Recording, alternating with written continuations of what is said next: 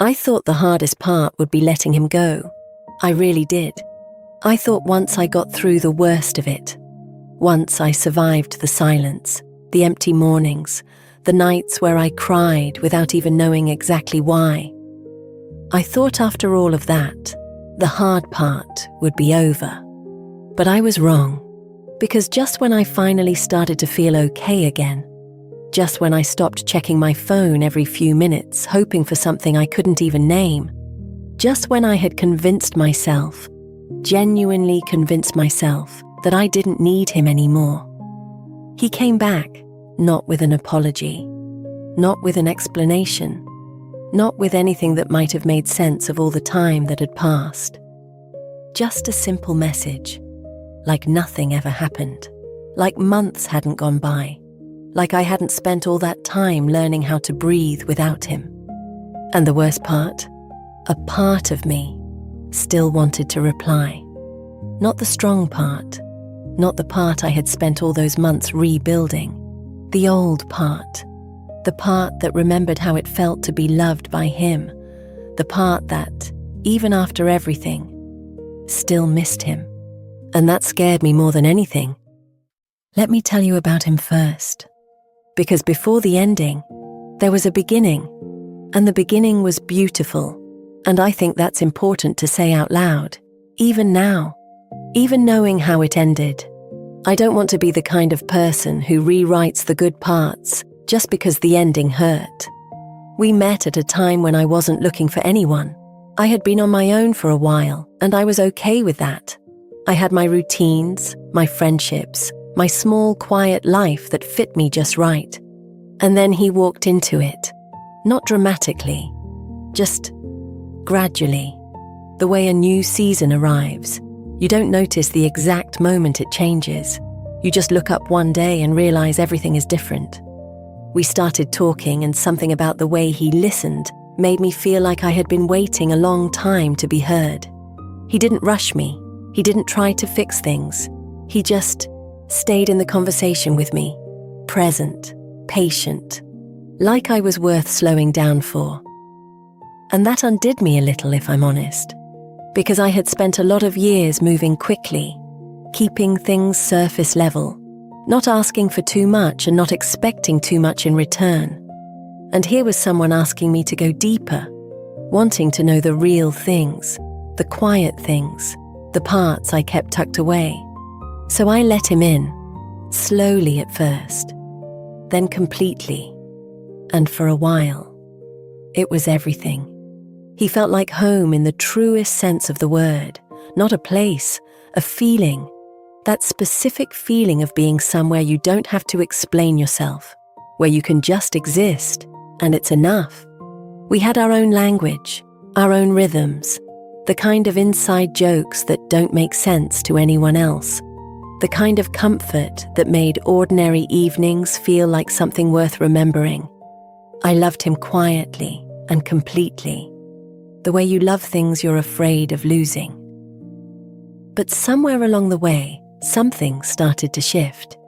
It was subtle, so subtle that I questioned my own perception of it for a long time. He started being a little less present, not dramatically, just.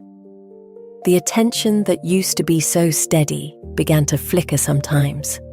The replies got slower, the conversations got shorter. The warmth was still there, but there were these moments where it felt like he was somewhere else, even when he was right beside me. I noticed. Of course I noticed. But I loved him, and love has a way of making you generous with explanations. He's tired, he's stressed. This is just a rough patch. All relationships go through this. Don't be needy. Don't make something out of nothing. And so, I kept choosing him, over and over, even as something in me started to quietly ache. I thought that was what love asked of you. I didn't understand yet that love was never supposed to ask that much. The ending didn't arrive with a fight. I think I always expected it to. I think when we imagine the end of something we loved, we imagine something loud, something that makes the finality clear, something you can point to and say, that was the moment. But ours was quiet. It was a conversation that started like other conversations, and somehow ended with both of us sitting in a silence that felt different from any silence we'd shared before.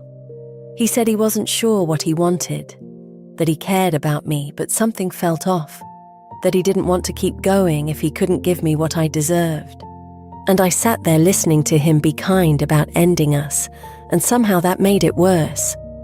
Because it would have been easier to be angry. Anger gives you somewhere to put the pain, but there was nothing to be angry at. Just two people who loved each other, and somehow couldn't make it fit. I said, okay, because what else was there to say? I drove home, I made tea I didn't drink. I sat on the floor of my kitchen for a long time doing nothing, and that was the beginning of the hardest season of my life. The first few weeks were the kind of painful that doesn't have a name. Not dramatic, not the kind of grief people bring you food for, just a constant low ache, a missing that showed up everywhere. His name in a song, a restaurant we talked about going to, the specific hour of the evening when he used to call. I picked up my phone to tell him things about my day before I remembered. I dreamed about him and woke up reaching for someone who wasn't there. I wanted to call him so many times, more times than I could count, more times than I would want to admit. There were nights where I had the message typed out and my finger hovering over send, and I had to physically put the phone across the room just to stop myself, because I knew if I reached for him, I would feel better for about 10 minutes, and then worse than before. I knew that, and still it took everything I had not to do it. Missing someone is its own kind of hunger, and it doesn't listen to logic. But slowly, and I mean slowly, the way seasons change, the way ice thaws, not in a day but in degrees. I started to come back to myself. I started filling the hours differently. Mornings became mine again. I started doing small things that had nothing to do with him or us, or what we used to be. I read books I had been meaning to read. I took long walks with no destination. I called my friends more. I sat with myself in the quiet, and for the first time in a long time, the quiet didn't feel like absence. It started to feel like peace. I started remembering who I was before I shaped myself around someone else. And she was okay. She was more than okay. There were still hard days.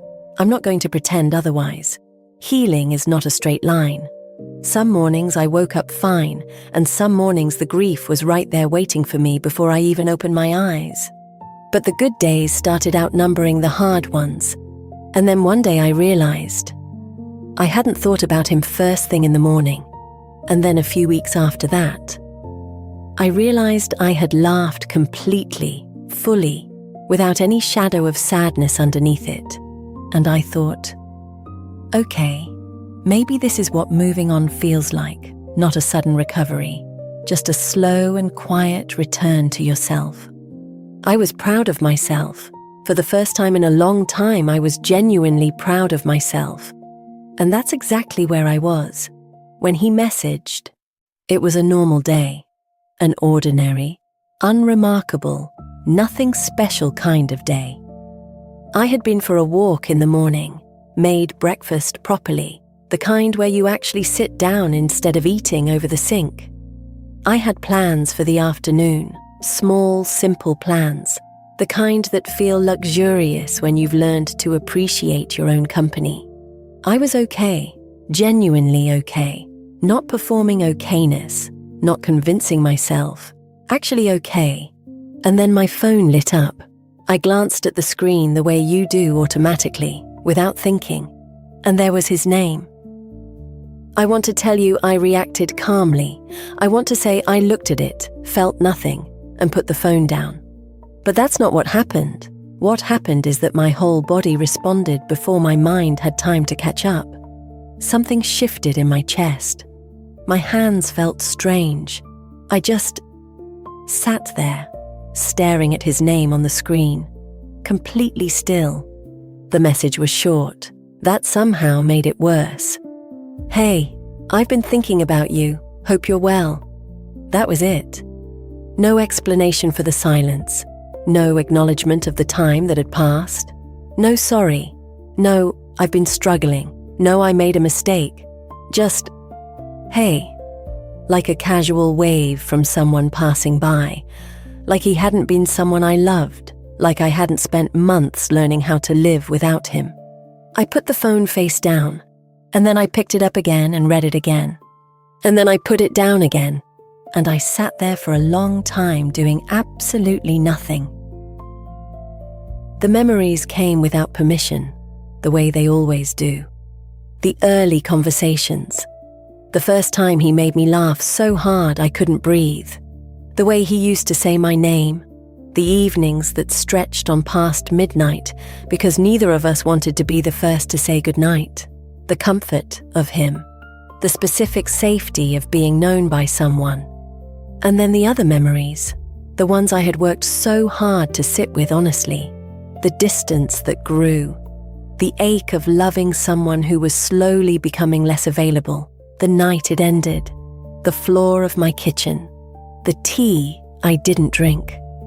Both sets of memories arrived at the same time, and my heart didn't know which ones to hold. I went back through old messages. I know I shouldn't have, but I did. The way you press on a bruise to check if it still hurts. It did, but differently than before.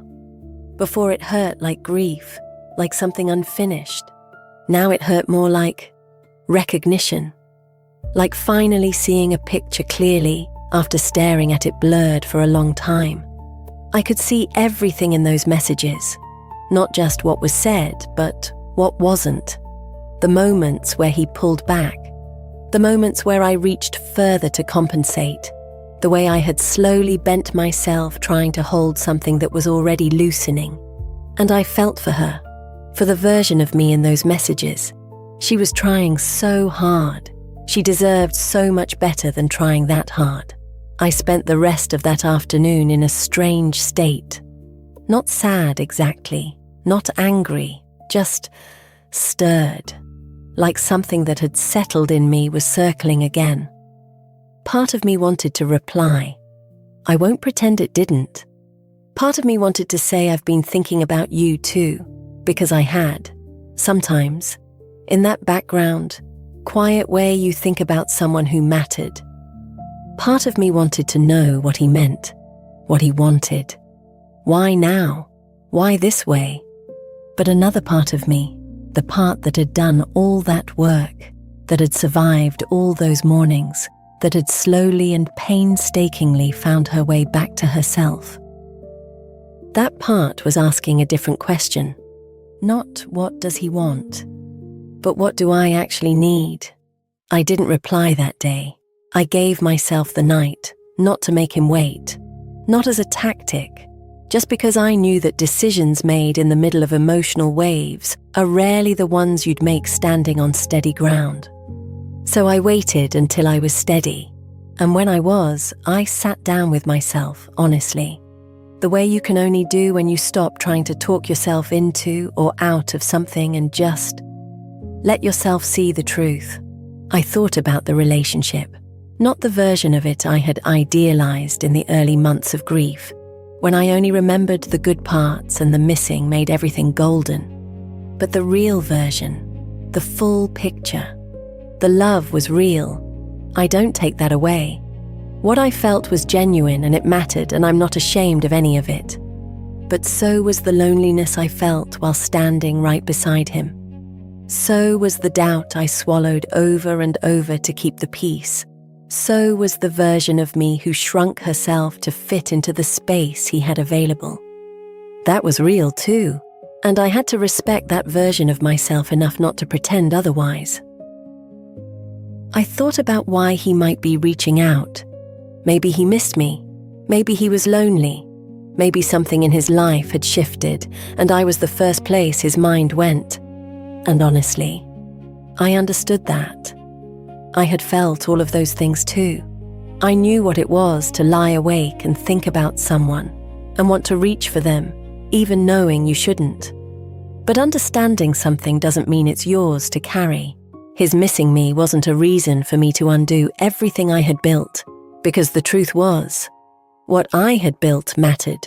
Not just the healing, but the clarity, the self-respect, the understanding of what I needed and what I would no longer accept just because accepting it felt easier than the alternative.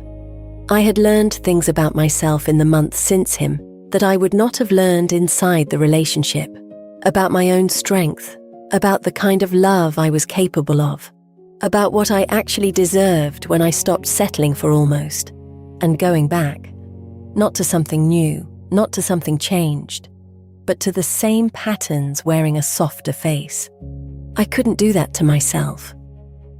Not because I didn't care about him anymore, but because I cared about myself more, and that felt like the most important thing I had ever understood.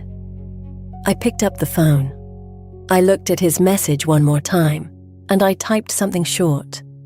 Calm, final, not cruel, not cold, just honest. I hope you are well too, but I've made my peace with where we ended. I'm not able to go back to that space. Wishing you well, genuinely. I read it once, and I pressed send. And then I put the phone down and didn't pick it up again for the rest of the evening. The strange thing about that moment was how quiet it was. No flood of relief, no dramatic exhale, no music swelling. Just quiet. And in that quiet, something that felt steady, like a door closing gently on a room I had spent too long standing in the hallway of. I made dinner. I sat by the window. The evening light came through the way it does in late afternoon, and I just sat in it for a while and let myself be exactly where I was, not thinking about what he might reply, not wondering if I made the right choice, not unraveling it and examining it from every angle, just present in my own life, in the life I had built back up from pieces. I've thought about it since, about why people come back, and I don't think it's always calculated. I don't think it's always selfish. Sometimes people come back because they genuinely miss you, because they're human and you matter to them, and absence has a way of making things clear that presence couldn't. But missing someone and being ready to love them the way they deserve are two completely different things. And I had learned the hard way that returning to something familiar is not the same as returning to something healed. Some people come back, but not always for the right reasons. And even when the reason is real, even when the missing is real, you are allowed to be further along than they are. You are allowed to have grown past the place they're reaching back to. You are allowed to say, I was there. I waited. I held on longer than I should have. And then I let go. And I found something on the other side of letting go that is too precious to trade for another round of almost. I think about the version of me who sat on the kitchen floor that first night, the one who didn't know how she was going to get through the next week, let alone the next year.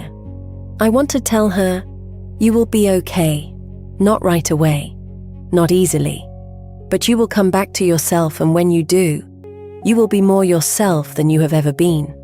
You will learn what you're made of, and you will stop offering that to people who don't know what they have. He came back, but I had already found my way forward without him, and that forward, that quiet, steady, hard-earned forward, was mine, completely mine, and I was not going to let anything pull me back from it, not even him, not even the part of me that still, somewhere, in some small, tucked-away corner, remembered what it felt like to be loved by him. Because I had learned the most important thing, that I could feel all of that and still choose myself, and that choosing was the beginning of everything. If this story felt familiar or reminded you of something you've been through, then you're not alone. Subscribe to The Story Room for more stories about love, heartbreak, and the moments we don't always talk about. Because sometimes, the stories we hear are the ones we've lived.